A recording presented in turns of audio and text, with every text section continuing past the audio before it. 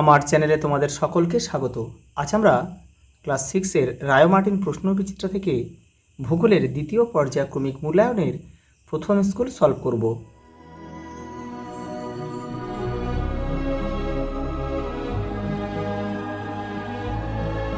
দেখো, প্রথম প্রশ্ন, স্ট্র্যাটোস্ফিয়ারে যে গ্যাস অতি বেগুনি রশ্মি শোষণ করে সেটি হলো ওজোন গ্যাস।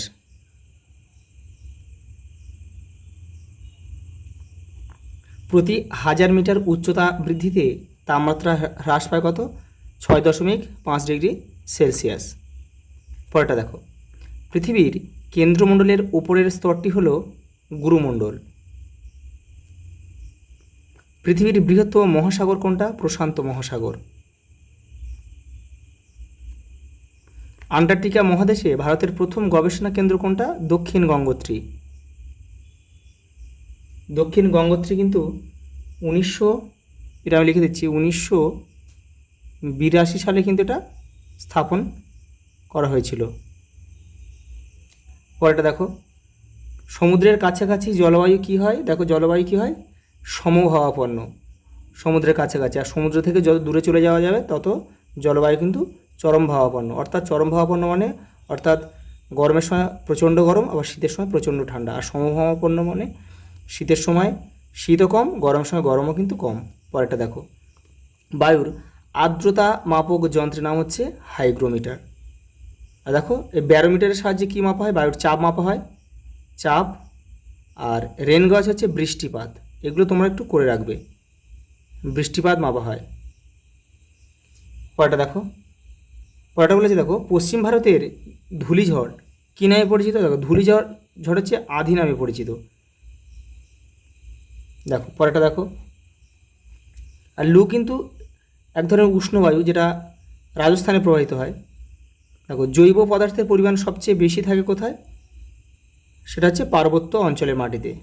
যেহেতু গাছপালা প্রচুর রয়েছে, গাছের পাতা পচা, তারপরে বিভিন্ন গাছ মারা গেলে সেসবগুলো কিন্তু মাটিতে মিশে যায় এবং মাটিতে জৈব পদার্থের পরিমাণ কিন্তু বেড়ে যায়।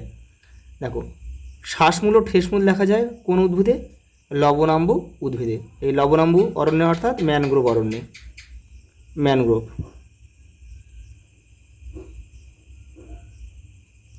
পরেরটা দেখো, বন্যপ্রাণী সংরক্ষণ আইন চালু হয় 1972 সালে। সর্পগন্ধা থেকে তৈরি ওষুধ যা উচ্চ রক্তচাপ কমায় তা হলো রেসারপিন। সর্পগন্ধার মূল থেকে কিন্তু এটা পাওয়া যায়, মূল।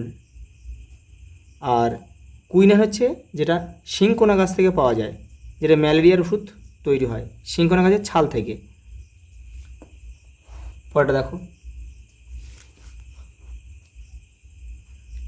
ভূপৃষ্ঠ থেকে উপরে 16 কিলোমিটার পর্যন্ত যে বায়ুস্তর আছে তার নাম কি? ট্রপোস্ফিয়ার।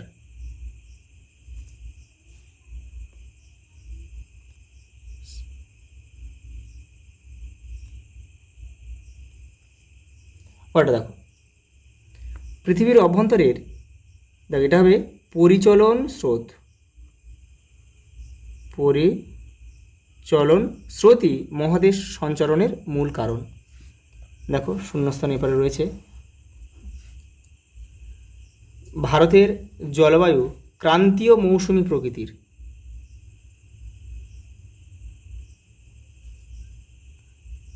ক্রান্তীয় মৌসুমী প্রকৃতির। দেখো, শিলা গঠিত অঞ্চলে কালো মাটি দেখা যায়, এটা হবে ব্যাসল্ট। ব্যাসল্ট শিলা গঠিত অঞ্চলে কালো মাটি দেখা যায়। দেখো, কোন গাছ থেকে কুইনাইন তৈরি হয়? সিংকোনা, যেটি একটু আগেই বলছিলাম, সিংকোনা গাছের এটা কিন্তু ছাল থেকে হয়। পরেরটা দেখো, পরের প্রশ্ন দেখো, আন্টার্কটিকায় পৃথিবীর দীর্ঘতম হিমবাহের নাম কি? ল্যাম্বার্ট।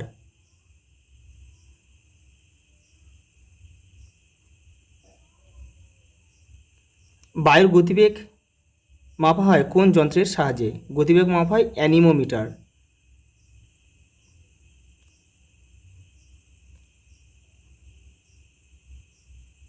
অ্যানিমোমিটার। ভারতের কোন রাজ্যে বছরে দুবার বৃষ্টিপাত হয়?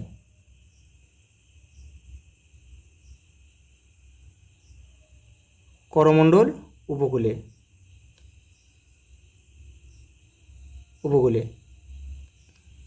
পাঞ্জাবও কিন্তু বছরে দুবার বৃষ্টিপাত হয়।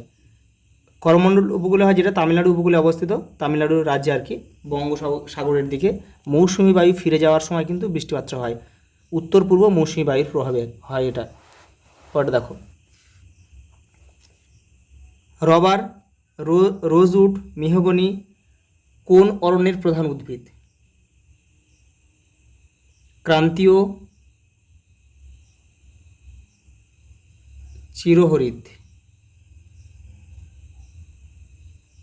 চিরহরিৎ অরণ্যের প্রধান উদ্ভিদেরা। ভারতের একটি অভয়ারণ্যের নাম লেখো। জলদাপাড়া অভয়ারণ্য। জলদাপাড়া, যেটা কিন্তু একশৃঙ্গ গন্ডারের জন্য বিখ্যাত। দেখো পরের প্রশ্ন, সমষ্ণ রেখা কাকে বলে? দেখো 52 নম্বর পেজে রয়েছে তোমাদের বইয়ের। দেখো এই যে পৃথিবীর মানচিত্রে সমান গড় উষ্ণতাযুক্ত স্থানগুলোকে যে রেখা দ্বারা যুক্ত করা হয় তাকে সমষ্ণ রেখা বলে।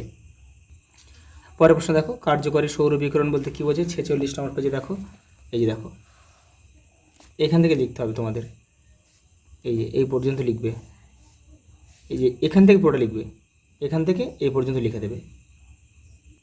পরের প্রশ্ন দেখো, জলচক্র কি? দেখো 34 পেজে রয়েছে তোমাদের বইয়ের, এই যে এখান থেকে জল কখনো মেঘ, কখনো বৃষ্টি, আবার কখনো কঠিন বরফ, এখান থেকে তোমাদের এটা লিখতে হবে।